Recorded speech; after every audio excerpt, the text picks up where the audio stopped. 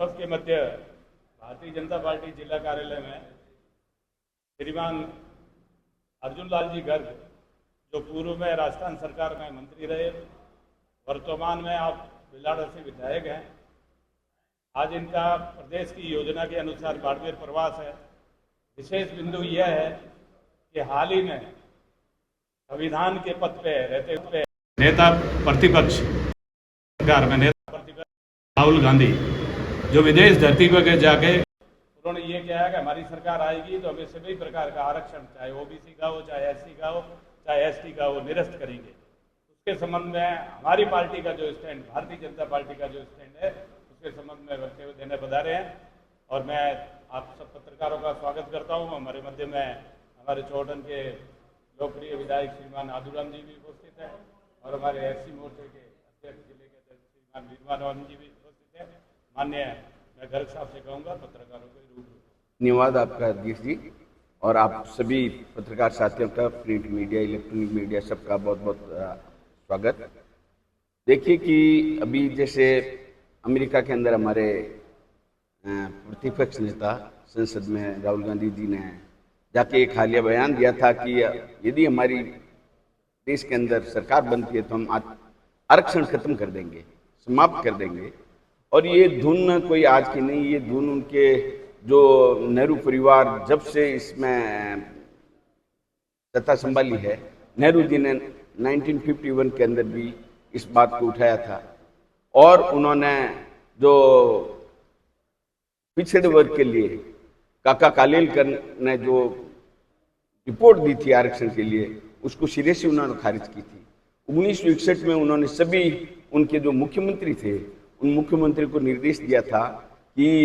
आरक्षण के अंदर जो अक्षमता और दोयम दर्जे को बढ़ावा दिया जा रहा है, इसको रोका जाए। तो वो शुरू से जवाहरलाल नेहरू के समय से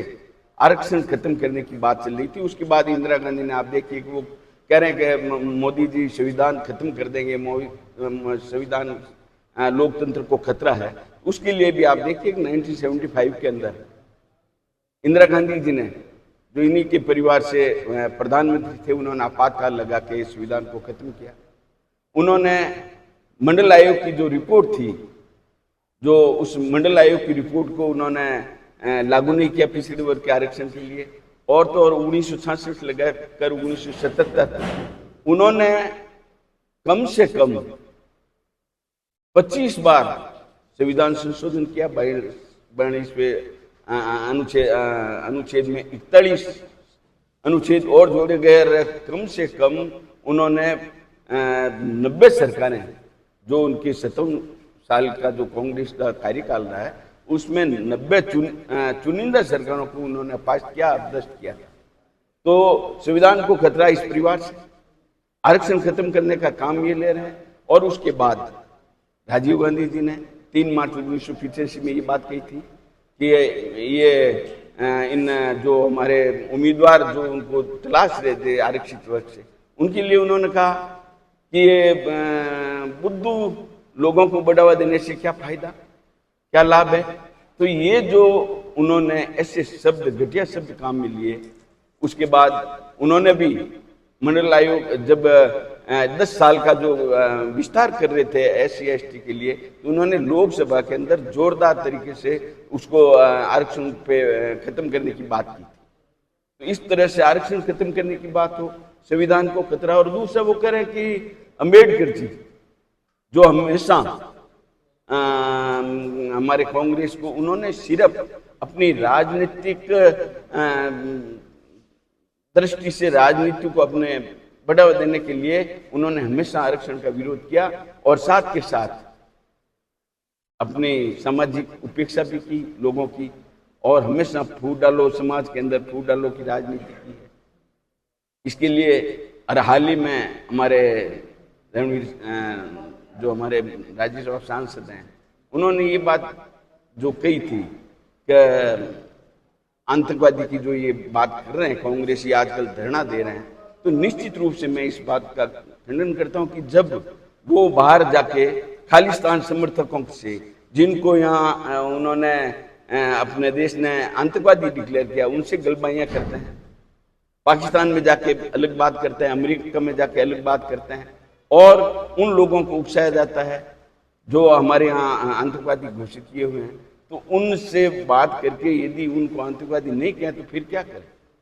हमारा कोई बच्चा यदि ऐसी कोई स्थिति हो जाती है तो उसको आतंकवादी से कोई भूल में बात हो जाती है तो उसको आतंकवादी के साथ उसका संबंध लेके उनको मुकदमा दर्ज होता है। क्यों नहीं इनके लिए भी ये मुकदमा दर्ज होना चाहिए? जो उन्होंने विदेशों में जाके जो पाकिस्तान को तोड़ने की बात करने वाले, भारत को तोड़ने वालों की बात करने वाले, पाकिस्तान का साथ देने की बात करने वाले, तो ये ऐसी बात जब राहुल गांधी जी कर रहे हैं और संविधान को खतरे में डालने का काम कर रहे हैं, जो हमारे डॉक्टर भीमराव अम्बेडकर साहब ने इस बात को कहा था कि धर्म के आधार पर कोई किसी भी तरह का आरक्षण नहीं मिलेगा, उसके बाद भी जामिया मिलिया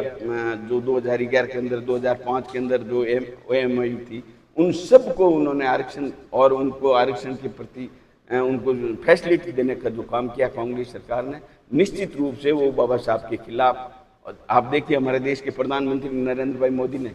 जो पंचतीर्थ घोषित किए हैं, जहाँ पे उनका जन्म हुआ मऊ के अंदर, उन्होंने जन्मभूमि, और जहाँ पे उनकी शिक्षा हुई लंदन में उनके वहाँ पे शिक्षा भूमि, जहाँ उनकी नागपुर में दीक्षा हुई उनकी दीक्षा भूमि, और जहाँ महाप्रयाण हुआ दिल्ली के अंदर उनके वो परिनिर्वाण दिवस और भूमि के रूप में, और जहाँ पे उनको समाधि दी गई वहाँ पे उसको चैत्य भूमि के रूप में, पंचतीर्थ के रूप में उनको बढ़ावा दिया। आज भारतीय जनता पार्टी के देश के पूर्व प्रधानमंत्री अटल बिहारी जी वाजपेयी इस बात को लेकर जो उन्होंने भारतीय रत्न दिलाया था विश्वनाथ प्रताप सिंह की सरकार में 1990 में, तो उसके पहले 1952 और 54 के जो चुनाव हुए थे, कांग्रेस ने निश्चित रूप से हमारे जो डॉक्टर बाबा भीमराव अम्बेडकर साहब को हराने का काम किया था। और वो आज उनकी दुआई लेके करीब 57 साल तक उन्होंने इस नाम का फायदा लेकर अपनी राजनीतिक रोटी सेकते रहे, और अब ये कह रहे हैं कि जो हम आरक्षण खत्म कर देंगे, तो निश्चित रूप से ये संविधान के खिलाफ है और संविधान के हकीकत में लोकतंत्र के हत्यारे हैं। तो ये कांग्रेस जो सरकार या इनके जो नुमाइंदे हैं, इनके प्रतिपक्ष के नेता हैं, वो पूरे जो इनके परिवार के जो भी सदस्य रहे वो हमेशा आरक्षण के खिलाफ रहे और लोकतंत्र को खतरे में डाला है। 90 बार जो चुनिंदा सरकारें थी उनको उन्होंने अपमानित किया।